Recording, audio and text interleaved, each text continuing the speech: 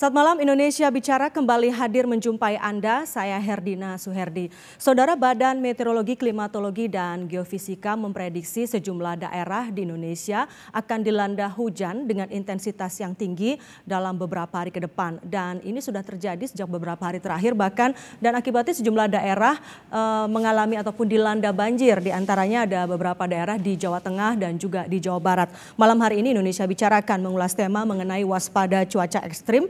Dan saya telah terhubung secara daring bersama dengan dua orang narasumber. Yang pertama adalah Kepala Badan Meteorologi, Klimatologi, dan Geofisika Ibu Dwi Korita Karnawati dan Gubernur Jawa Tengah Bapak Ganjar Pranowo. Selamat malam Ibu Dwi Korita dan juga selamat malam Pak Ganjar, Pak Gubernur.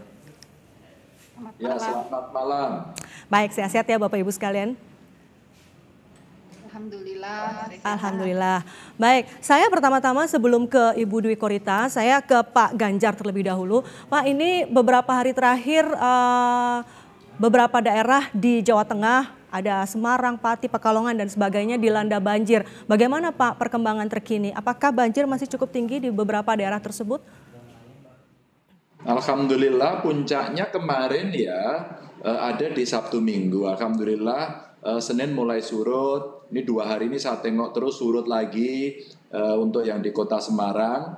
Lalu kemarin Pati sempat agak melebar sedikit, tapi hari ini sudah dipantau surut. Kudus sudah surut. Masih ada beberapa daerah yang memang itu area cekungan. Yang hari ini masih membutuhkan perhatian tinggi kota Pekalongan. Karena kota Pekalongan sebelahnya ada Kabupaten Pekalongan, sebelahnya ada Batang. Tapi di kota yang paling butuh perhatian, karena ini bersaing betul dengan rob, seperti karakter yang ada di kota Semarang.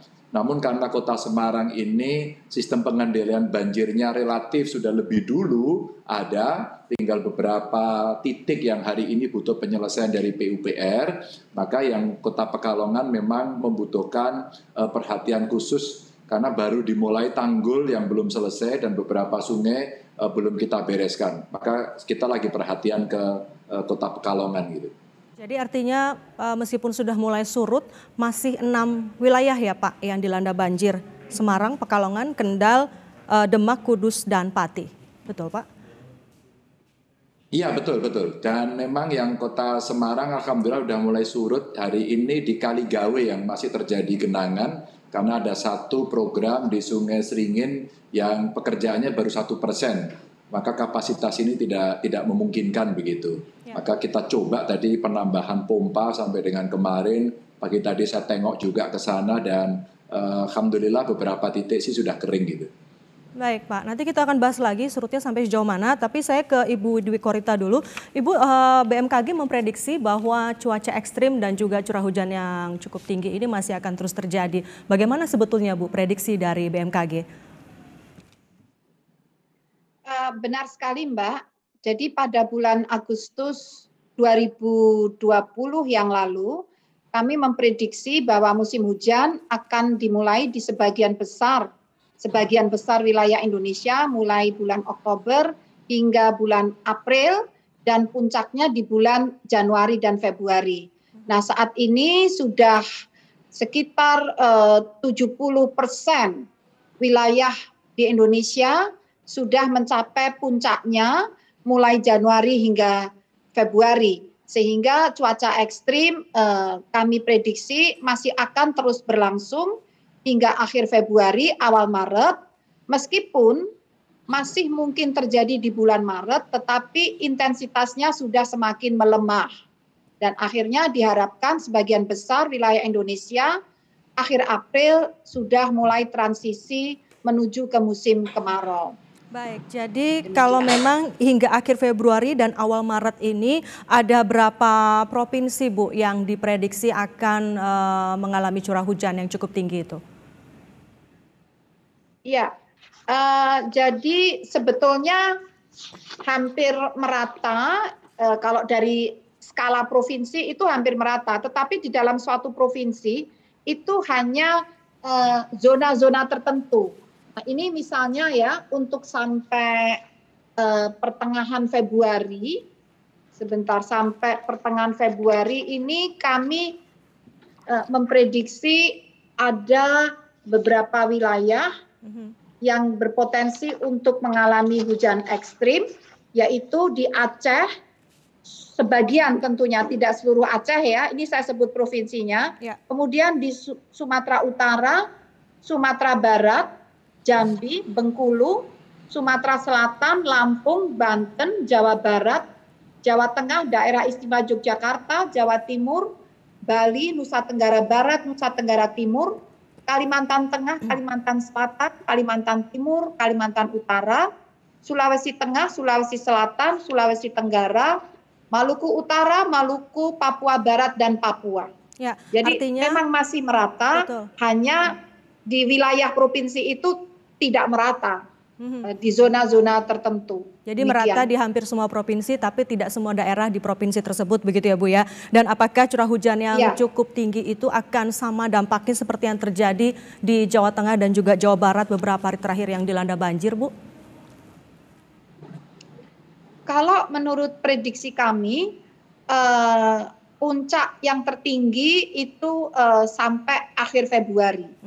Jadi kalau di dalam bulan Februari itu masih mungkin terjadi, namun wilayahnya bergeser. Ya. Jadi kalau ini sudah Semarang, ya nanti mungkin giliran berikutnya di mana, begitu Mbak.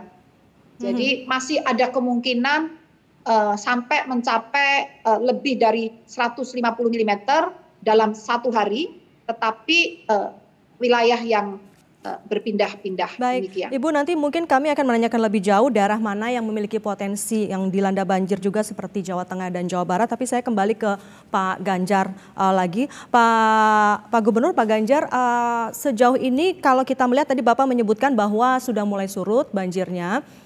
Surut itu sampai seperti apa Pak? Kalau kemarin kita melihat itu sudah cukup tinggi begitu ya. Surutnya itu sesurut apa begitu? Iya, kalau kita melihat kemarin yang terekspos cukup ramai, umpama bandara sampai ditutup, itu bandara ternyata sehari ditutup dan tengah malam itu sudah bisa dibersihkan, pagi sudah dipakai untuk penerbangan kembali. Artinya sudah layak untuk dilakukan operasionalisasi kembali. Stasiun Tawang umpama sama, tergenang, ternyata malamnya juga langsung selesai karena pompanya berjalan dengan baik, sudah bisa dipakai kembali. Nah, kalau kita melihat seberapa, beberapa daerah sudah kering, terus kemudian tinggal beberapa titik yang memang itu daerah cukup, yang saya katakan di awal, butuh perhatian khusus. Karena sistem pengelolaan banjirnya secara teknis itu saling berhubungan. Nah, ini yang kota Semarang khususnya yang menjadi perhatian adalah di Kaligawe. Di Kaligawe itu cekungannya sangat dalam dan butuh tindakan yang sifatnya teknis itu untuk Kota Semarang. Tapi perhatian kami kemarin laporan dari Pak Bupati Kudus umpama ada 3 kecamatan tapi tidak semuanya seperti Ibu Rita tadi sampaikan, ada beberapa spot desa di tempat itu. Ternyata setelah kita melihat memang itu cekungan. Maka saya sampaikan kepada Pak Bupati, kalau kemudian masyarakat masih tetap di situ, maka mesti dilakukan penanganan secara teknis, engineering yang dilakukan di situ. Maka kemarin saya minta, mumpung sekarang kita musrenbang, siapkan penanggulangannya agar tahun depan tidak terjadi kondisi ini.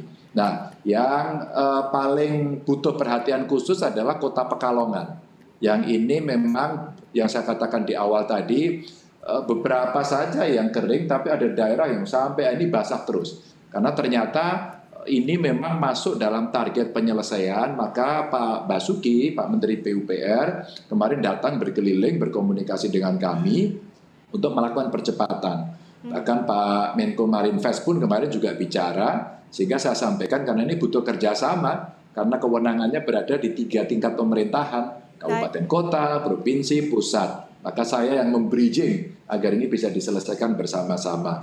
Ya, Pak, Bapak sempat dikritisi juga oleh sebagian publik begitu yang menilai bahwa sepertinya kurang mengantisipasi akan terjadi banjir di beberapa daerah di Jawa Tengah termasuk juga misalnya di Semarang. Apakah sebetulnya sebelumnya itu sudah dipetakan Pak daerah-daerah yang potensi banjir? Karena tadi Bapak mengatakan bahwa di musrenbang kali inilah kesempatan untuk kemudian menyiapkan penanggulangannya. Artinya sebelumnya apakah belum dipersiapkan langkah-langkah penanggulangan tersebut atau bagaimana Pak?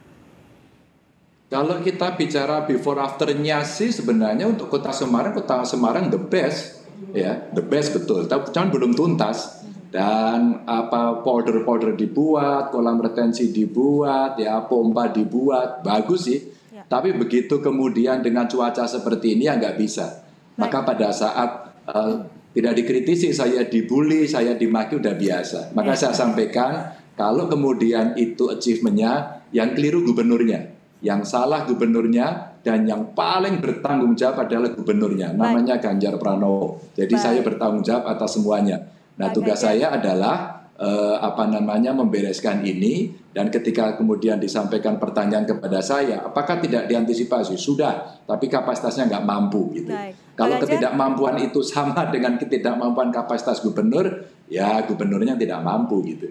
Maka saya komunikasi terus dengan BMKG, dan hampir tiap hari Prof. Rita ini menyampaikan terus kabarnya kepada saya, sampai saya itu ngecek ke BMKG-nya. Ini hujan kapasitasnya berapa sih? Curahnya itu seberapa ukurannya? Tapi sebetulnya kalau kita melihat Semarang itu sudah daerah langganan banjir ya Pak Gubernur ya? 80-an ya 80-an ya Bu ya. Dan itu masuk kategorinya ekstrim. Tapi saya nggak mau nyalain ya. Kalau saya nyalain di situ nanti gubernurnya ini cuma mau lari aja. Enggak. Curah hujannya tinggi dan tidak mampu. Maka engineering yang di bawah itu yang tanggung jawab saya. Jadi kalau ada yang mau marahlah sama Gubernur Jawa Tengah, karena saya yang paling bertanggung jawab. Termasuk juga ketika itu Pak Gubernur sempat kaget juga Pak ya, karena ternyata pompanya ada yang belum berfungsi pada saat banjir terjadi di hari pertama, dan tapi kemudian sekarang sudah dituntaskan. Tapi kalau kita melihat ke Semarang saja dulu ini Pak Ganjar, itu memang kan daerah yang terbilang langganan banjir begitu.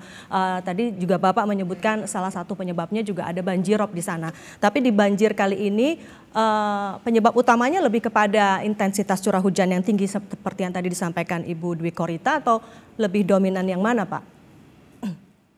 Iya, saya sih tidak mau lari dari tanggung jawab ya. Intensitasnya tinggi, tapi beberapa pekerjaan memang belum selesai. Beberapa pekerjaan sudah selesai sangat bisa mengurangi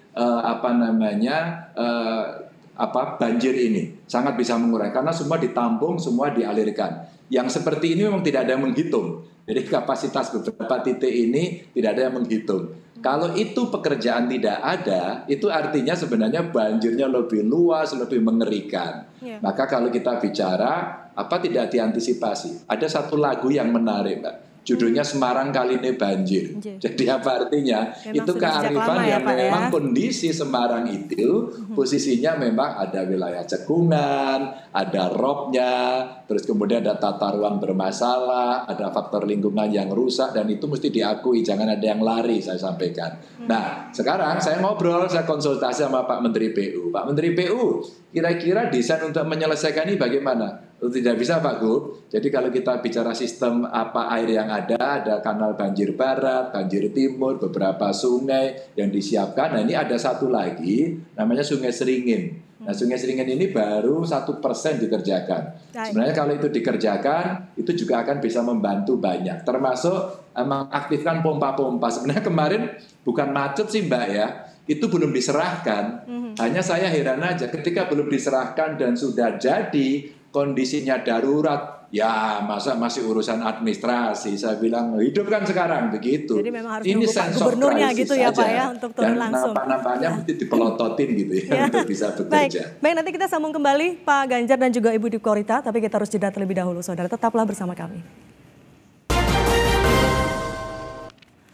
Terima kasih Anda kembali bersama kami di Indonesia Bicara. Kami tengah membahas mengenai waspada cuaca ekstrim, dan saya kembali bersama dengan dua narasumber kami. Ada Ibu Dwi Korita Karnawati, Kepala BMKG, dan juga Gubernur Jawa Tengah Bapak Ganjar Pranowo. Saya ke Ibu Dwi Korita. Tadi kalau Ibu menyebut sekarang Jawa Tengah dan Jawa Barat yang sedang mengalami banjir, nanti berikutnya mungkin akan bergiliran daerah lainnya.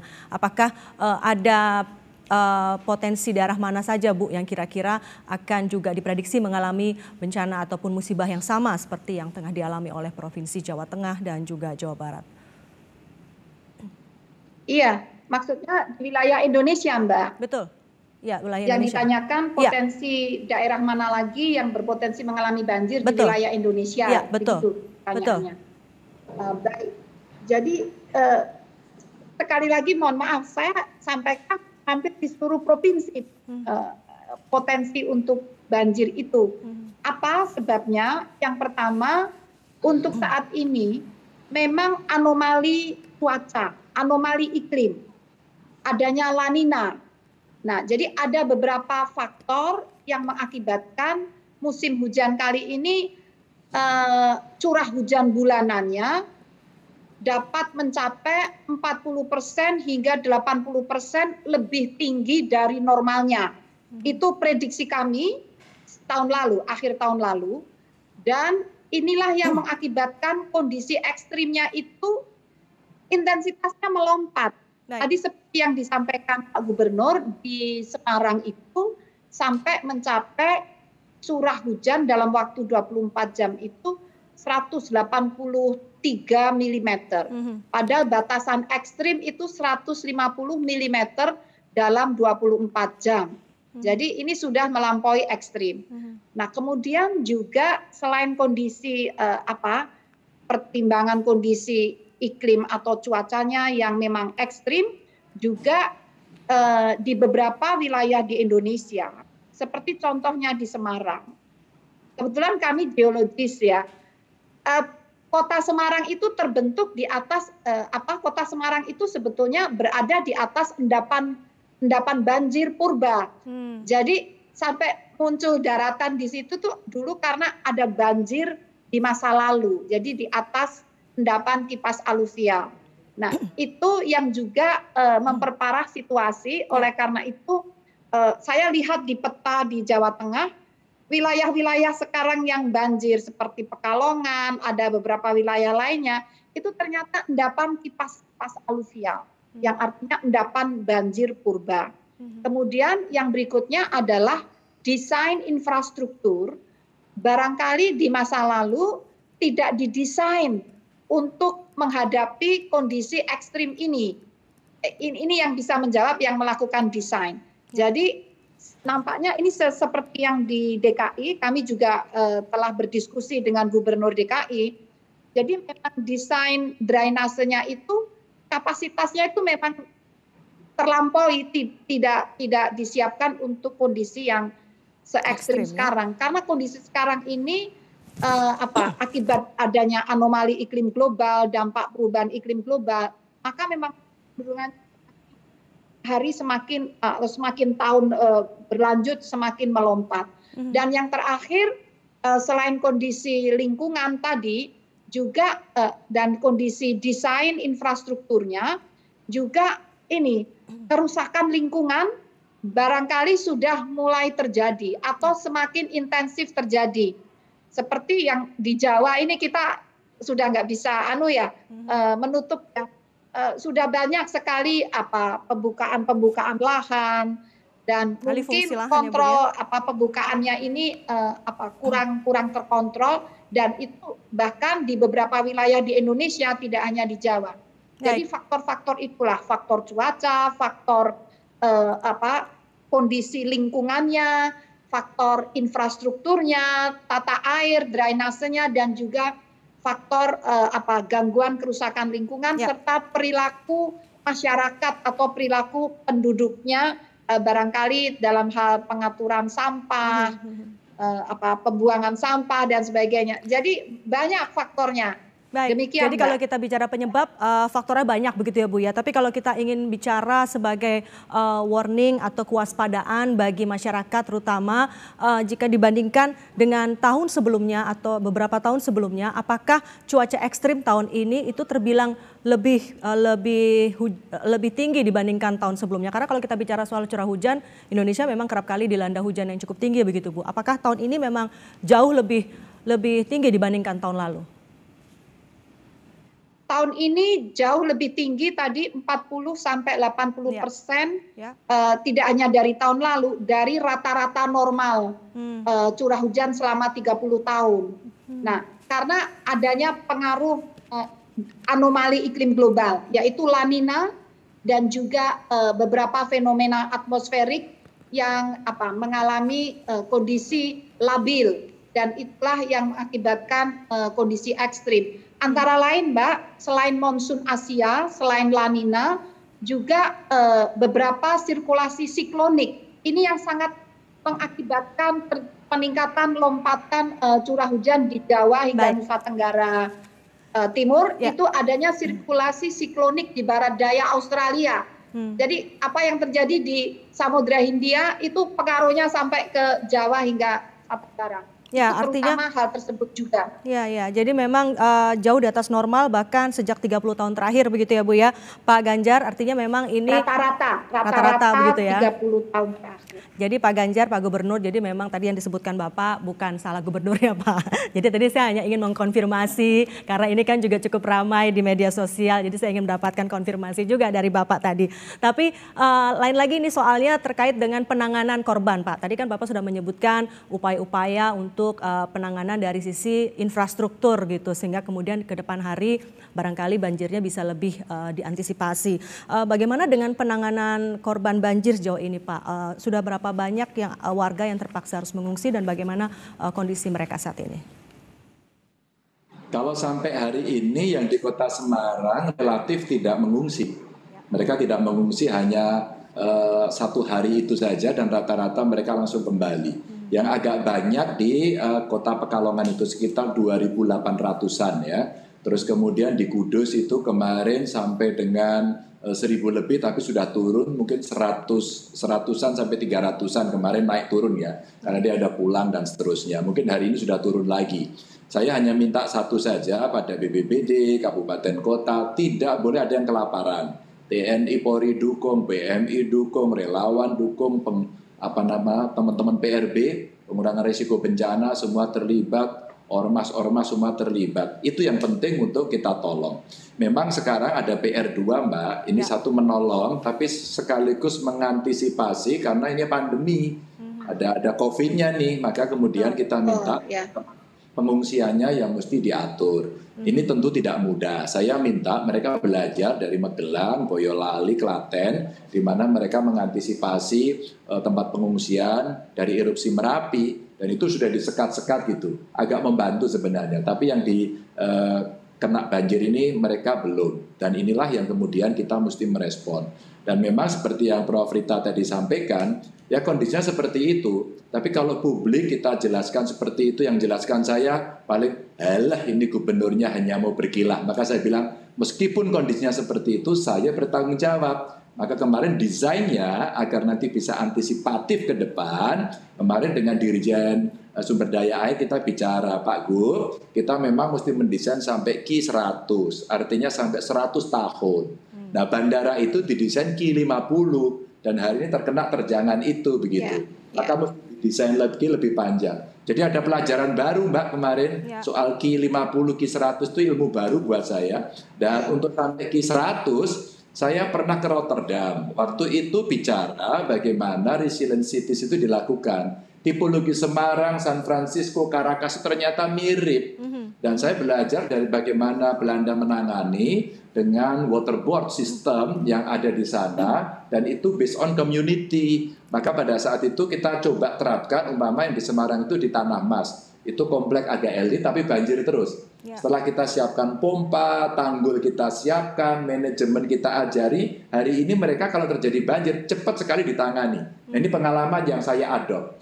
Bahkan teman-teman dari Delft University sana sekarang lagi ada di sini, dan kita lagi kerjakan beberapa tempat untuk semacam tanggul laut ya, termasuk yang tolnya kita siapkan Demak itu kita dorong semuanya, kita arahkan untuk sekaligus menyelesaikan ini. Jadi untuk para pengungsi korban Mbak alhamdulillah bisa, dan saya udah wanti-wanti. Pokoknya kalau kurang makan segera dikasih, kalau nggak mampu telepon gubernur itu, sehingga semua bisa dipenuhi. Baik, artinya sejauh ini tertangani begitu ya Pak ya untuk para pengungsi ataupun juga para korban banjir. Lalu Pak tadi disebutkan juga oleh Ibu Dwi Korita bahwa beberapa daerah di Jawa Tengah misalnya tadi Pekalongan itu ternyata berdiri di atas endapan banjir purba yang mungkin di masa lalu itu tidak terantisipasi. Apakah itu juga yang sekarang sedang diupayakan oleh pemerintah daerah Jawa Tengah bersama dengan PUPR Pak? Betul, ini pertanyaan bagus. Jadi sampai di Pati itu ada daerah cekungan dan mereka hidup di situ. sampai perilakunya itu sudah berubah, Mbak. Bayangkan setiap rumah itu sampai punya perahu kecil di sebelahnya. Perahunya itu ditempelkan. Jadi setiap nanti dia masuk banjir itu menjadi situasi yang mereka bisa beradaptasi dengan cepat. Waktu saya datang ke sana, mereka itu menyampaikan kepada saya begini, Pak Ganjar nanti foto ya, gitu. Jadi tidak sedih, dia mintanya foto, bukan minta bantuan, sedih, menangis, tidak. Ternyata hampir seluruh rumah saya tanya, kenapa ada perahu kecilnya? Pak, kami beradaptasi, jadi itu seperti kampung amfibi begitu ya, yang sudah terbiasa, karena itu cekungan. Kudus juga, terus kemudian Semarang juga, Pekalongan juga, sehingga Prof. Wiku Rita sampaikan tadi itu betul. Tapi kan saya nggak bisa berargumentasi, itu given kok, gitu ya. Terus kemudian masyarakatnya ada di situ kok. Sampai pada desain ideal sebenarnya mereka kita pindahkan untuk tidak di situ. Ya, Pak, ya? Tapi itu agak berat, nggak mungkin gitu ya. Baik. Tata ruangnya juga sudah terlanjur. Maka tugas kita adalah engineering. Engineering pun sekarang sudah kita siapkan dengan mitigasinya. Ini mau sampai berapa tahun? Baik. Maka teman-teman dari Belanda itu menyampaikan, bahkan Perdana Menteri Belanda itu ngobrol 4 mata sama saya. Kalau kamu lakukan ini, maka kamu akan mengalami seperti kami, seumur hidup selama-lamanya harus disiapkan perawatannya, dan itu tidak murah. Dia kasih peringatan. Baik. Terakhir saya ke Bu Dwi Korita, Bu, apa yang harus diwaspadai betul-betul oleh tidak saja masyarakat di daerah yang berpotensi dilanda banjir dan juga cuaca ekstrim, tapi juga pemerintah daerah dan berbagai pihak di sana?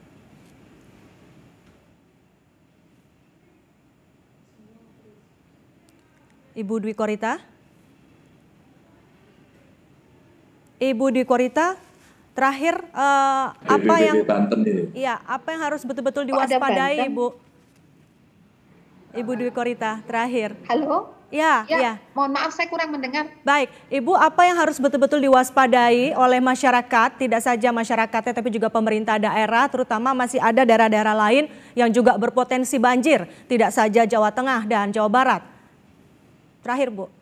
Ya, betul, Mbak. Jadi yang pertama, mohon masih waspada, potensi cuaca ekstrim masih akan terjadi hingga akhir Februari, bahkan Maret, meskipun melemah masih mungkin terjadi. Jadi cara mewaspadai bagaimana? Yang pertama, mohon install aplikasi mobile phone Info BMKG, karena di situ kami menyampaikan peringatan dini sampai level kecamatan. Ya. Jadi peringatan dini cuaca ekstrim di seluruh provinsi di Indonesia dan seluruh kecamatan di Indonesia ada di sana, atau juga mengakses laman BMKG yaitu www.bmkg.go.id, kemudian juga sosial media dari BMKG yaitu @info-bmkg. Nah, gunanya apa memonitor? Agar kita atau masyarakat bisa bersiap-siap sebelum kejadian. Jadi kalau misalnya sudah mendapatkan peringatan dini, jadi peringatan dini itu kami sampaikan 3 hari sampai 30 menit sebelum kejadian. Kalau kita mengetahui, maka kita sudah bisa menata kegiatan kita akan seperti apa, lalu posisi kita harus sementara pindah kemana, dan apa yang harus disiapkan agar rumah kita tidak terendam, misalnya seperti itu. Baik. Nah, kemudian yang kedua, juga harus menjaga lingkungan. Jangan membuang sampah sembarangan, jangan merusak, menebangin pohon sembarangan. Poin itu yang perlu dilakukan, dan waspada juga kalau kita berada ini karena ada di daerah pantai ya, ada rob dan sebagainya, ini juga dalam berekreasi itu mendaki gunung dan sebagainya itu mungkin dihindari dulu begitu ya Ibu ya. Ya, baik Pak Ganjar, terakhir Pak, ini karena curah hujannya masih terus tinggi hingga beberapa hari ke depan sampai dengan akhir Februari, meskipun saat ini sudah mulai surut, apa fokus terutama yang akan dilakukan oleh pemerintah Jawa Tengah untuk kemudian bisa mengantisipasi begitu Pak? Singkat saja Pak. Yang pertama adalah memberikan peringatan kepada masyarakat berdasarkan info BMKG tadi. Ya. Jadi kalau kira-kira ini akan banjir, selamatkan seluruh harta, benda, nyawa.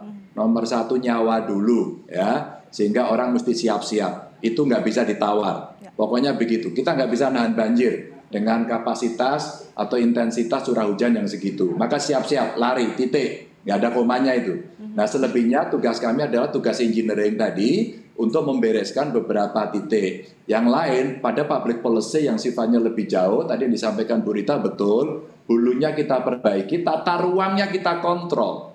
Bahkan sampai kemudian kita mesti melakukan pengetatan, bahkan di area coastal atau di pantai, coastal area ini mestinya memang harus diperketat betul-betul pengambilan air tanah. Karena itu yang menimbulkan land subsidence di coastal area, dan itu yang membuat situasi menjadi sangat buruk. Itu terjadi di Demak, di Sayung ya, yang sampai kemudian itu sinking island gitu, mulai tenggelam.